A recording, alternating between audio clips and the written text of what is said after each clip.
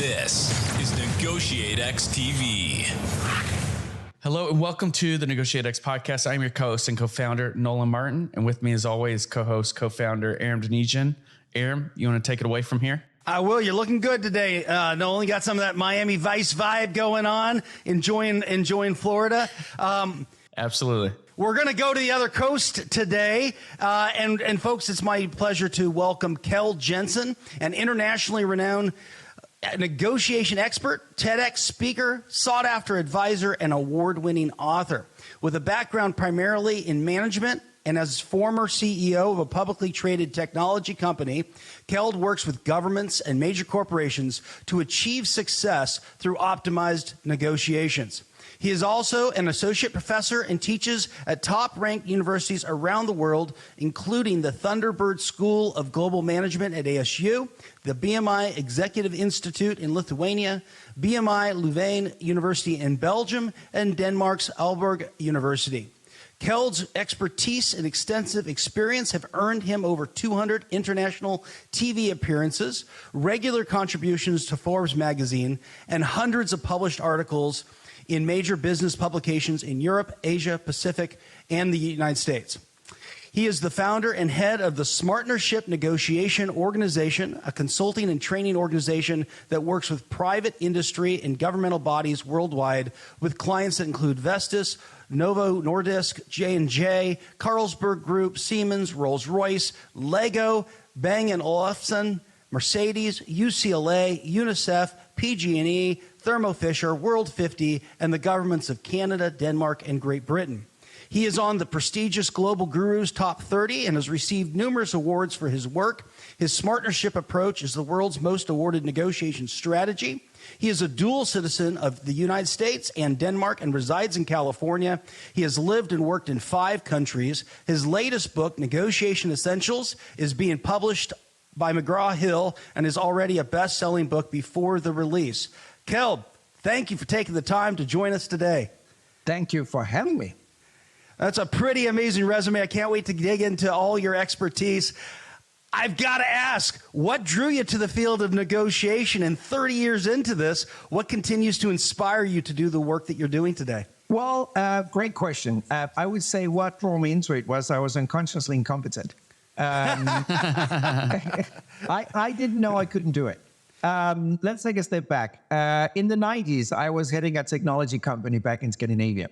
And it was a rather big company. And being the head of the organization, I thought, as many CEOs do, I was a great negotiator.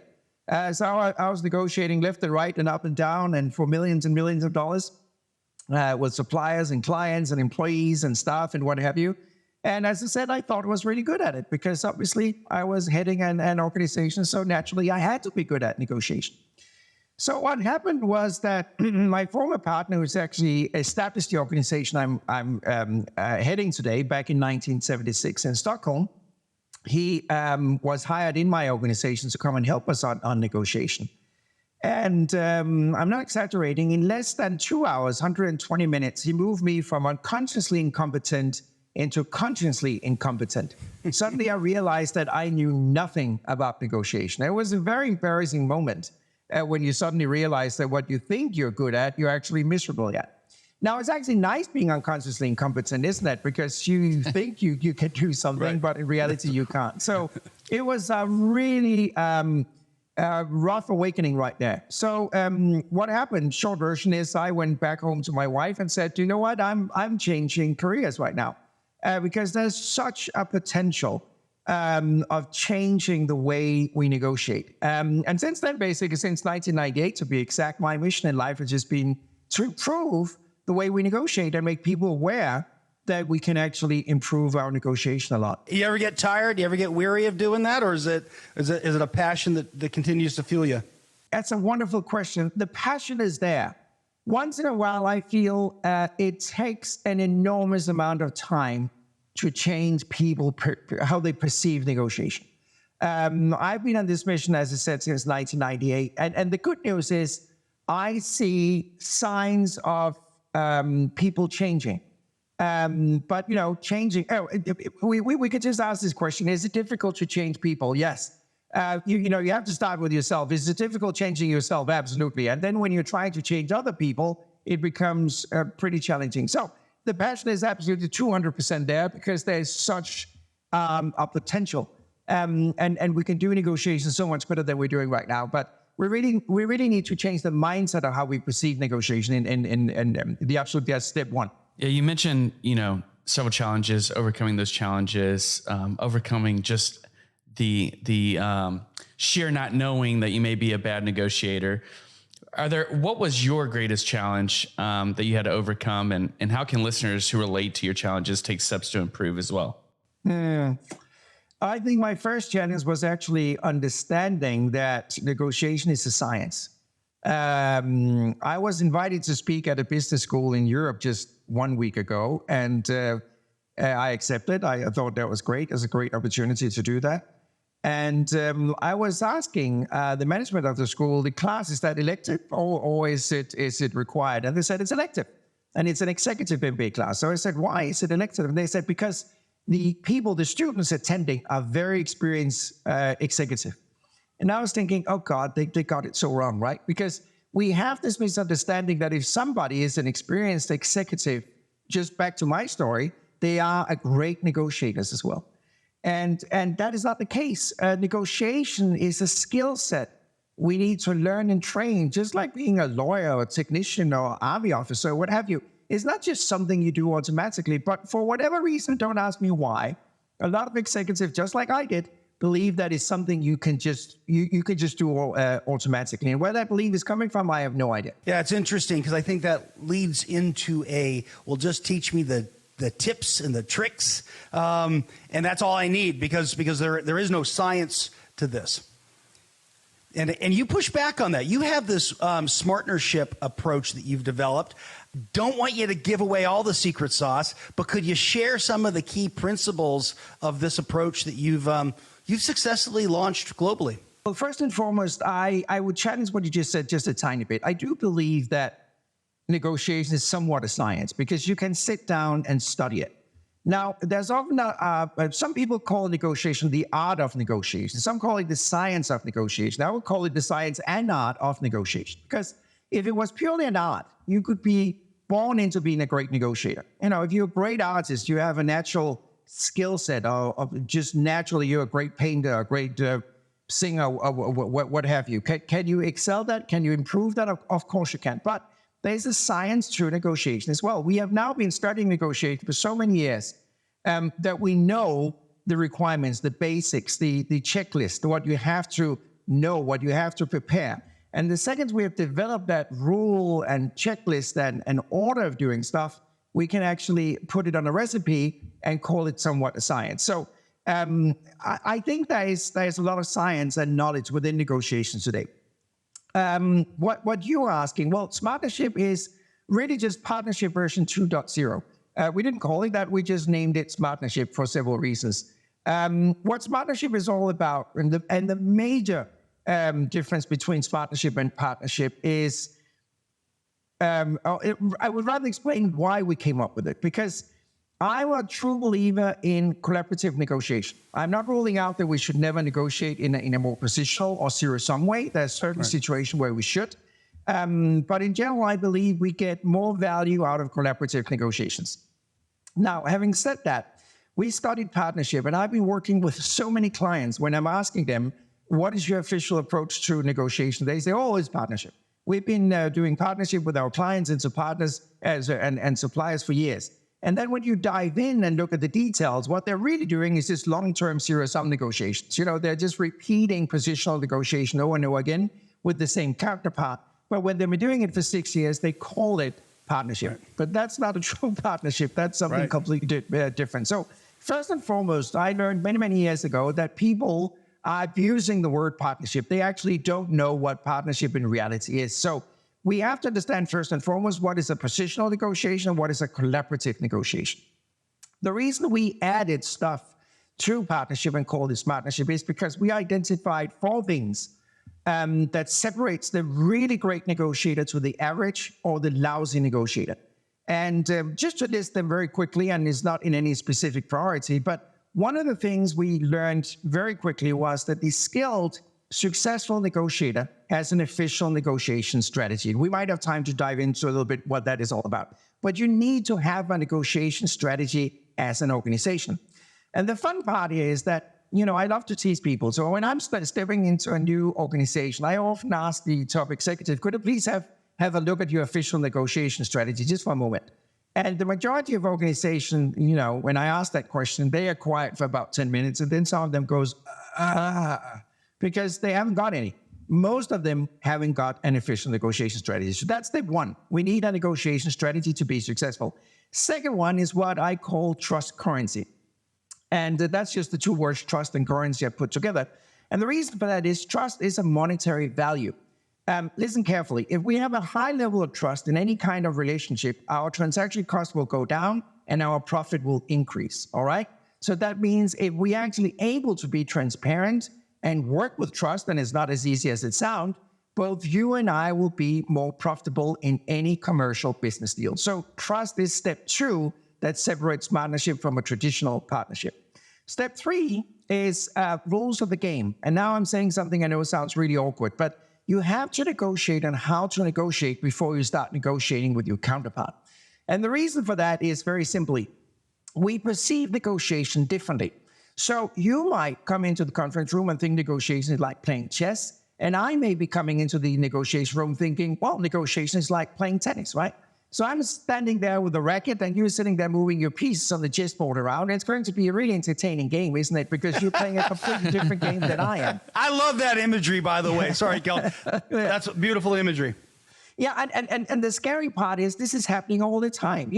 As we talk right now, you are having meetings out there where negotiators are doing exactly that. They're playing two different games. So we have to address before we start negotiating how we want to negotiate. So, Nolan, do you want to negotiate in a collaborative way, or do you want to negotiate in a more positional-oriented way?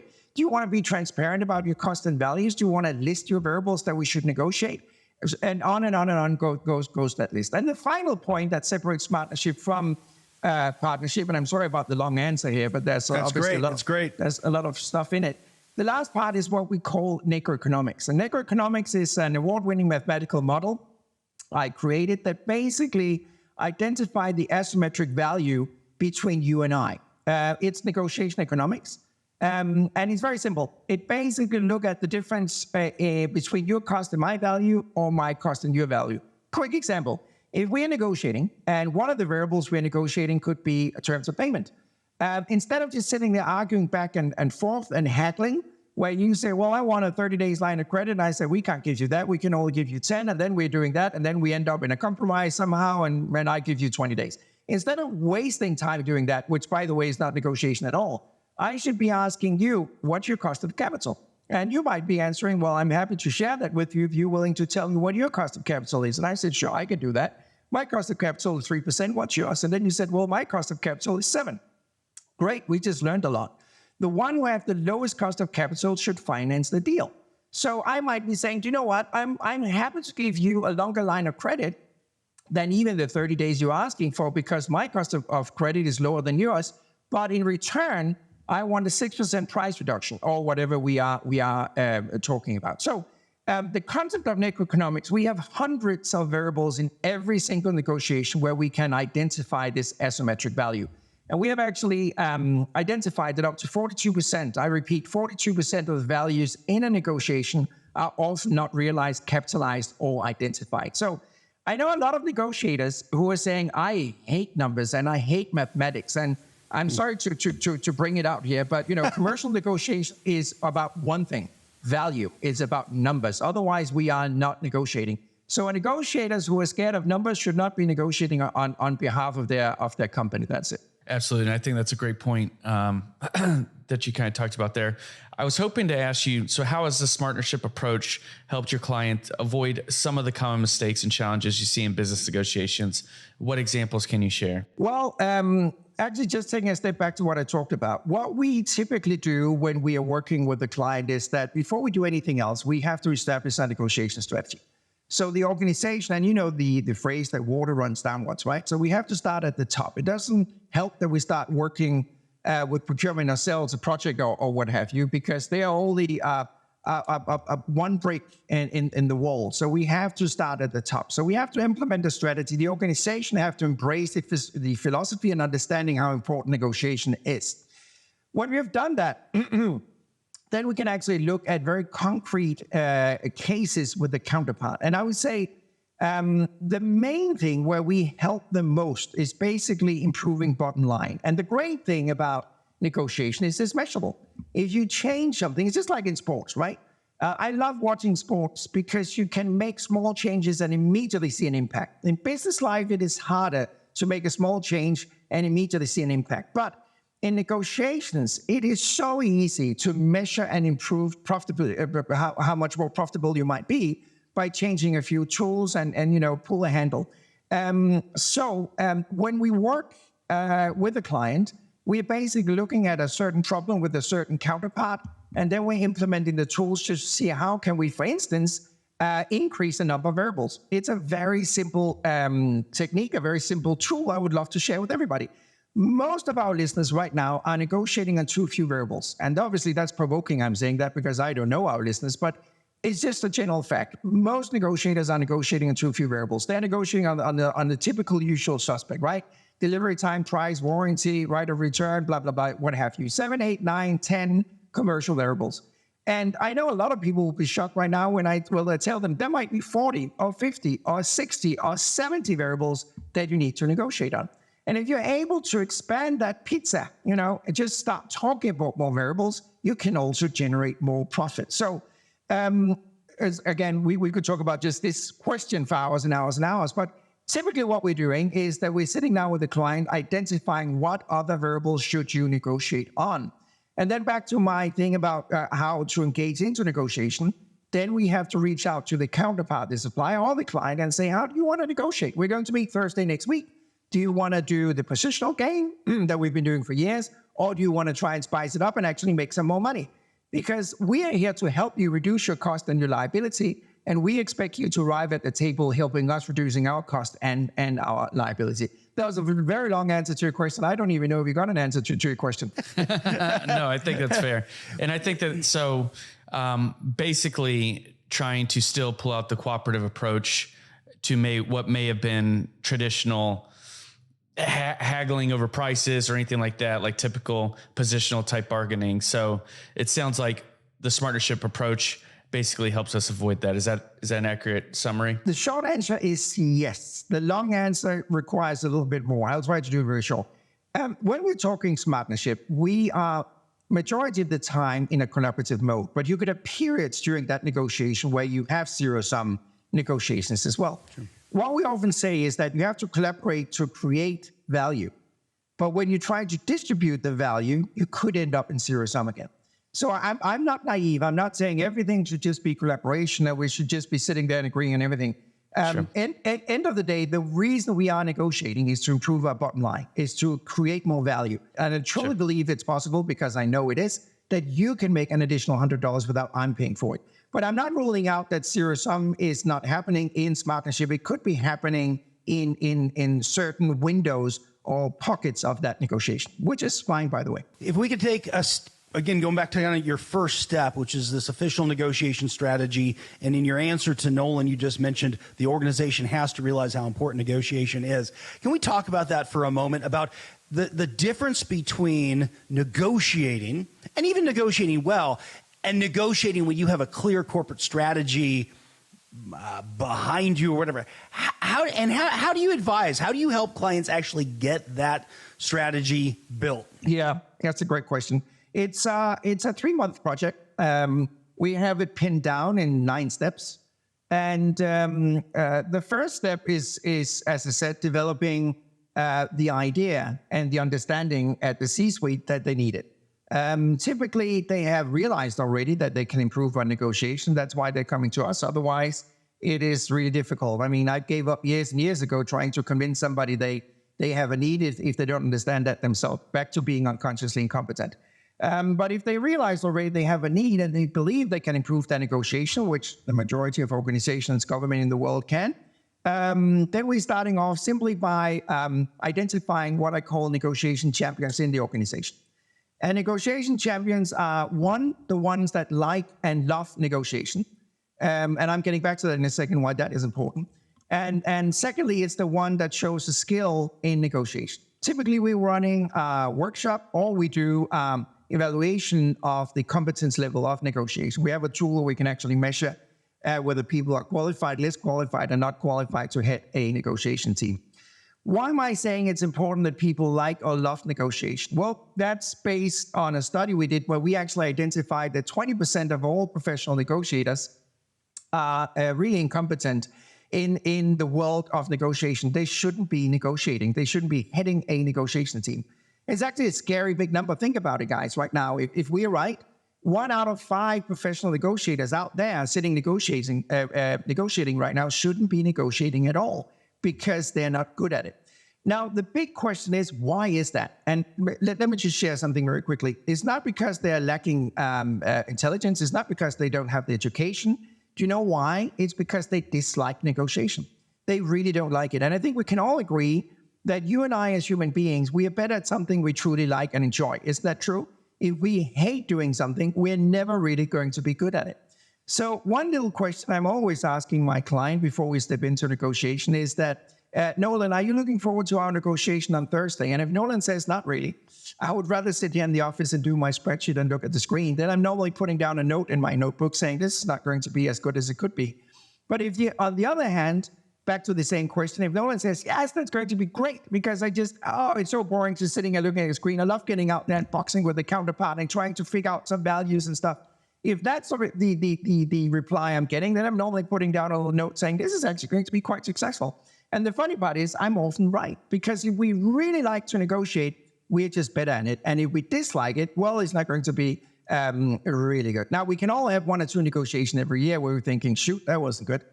But in general, it should be a fun experience. It should be something that is exciting. And you would actually be surprised, guys, how often I meet people who, when they're honest, are telling me, I actually don't like to negotiate because I think it's very confrontational and it's unpleasant and blah, blah, blah. And that's back to how we perceive negotiation. And by the way, how Hollywood is often trying to create a picture of what negotiation is all about, or all the macho guys out there trying to explain to us that what negotiation could be or should be. And by the way, it is not. So, yeah. Any good Hollywood movies that actually demonstrate a smartership approach? That's an excellent question. I never had that question before. I have a long list of movies that doesn't. Having one that really shows smartership, that's...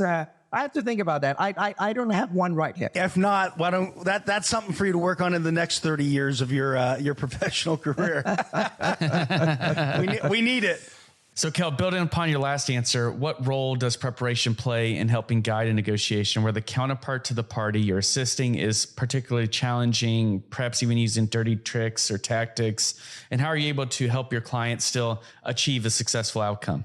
Well, I think it can go without saying, you guys are professional in the world of negotiation as well. I think we can all agree, regardless what religion in negotiation we believe in, that preparation is king, isn't it? I mean, not preparing is the same as preparing for complete failure. I'm a big fan of checklist. And the reason is that, you know, we can train and practice and read about preparation, and then we step into a negotiation and forget 75% of everything because the stress is there, the counterpart is there, we get a surprising information, what have you. What I quite often tell my client is that, you know, when you board a plane, when you board a flight, right, if the door to the flight deck is open, you often see the pilot sitting out there with a checklist. And I'm often asking my clients who is not prioritizing to prepare well. I'm often asked them, do you think the pilot's sitting out there with a checklist because this is the first time he's going to fly this Airbus 350? Do you think he's sitting out there desperately with a checklist thinking, what the shoot is this button on about? When should I push this thing? You know, I don't think that's the reason he's sitting with the checklist. He might have been flying this Airbus 350 2,000 times before, but he's still sitting with this checklist. And do you know why? Because he knows that he will forget stuff if we don't have a checklist. So if a pilot is sitting out there with a checklist, we should probably work with the checklist as well, shouldn't we? And a checklist should be obviously very simple. We have lots and lots of them for different purposes and different occasions. And in our world, the checklist is basically 2 pages. That is kind of gathering the information that is required both prior, during, and post-negotiation. So, for instance, my new book, Negotiation Essential, is sharing some of these very vital checklists, what it is as a minimum that you have to plan.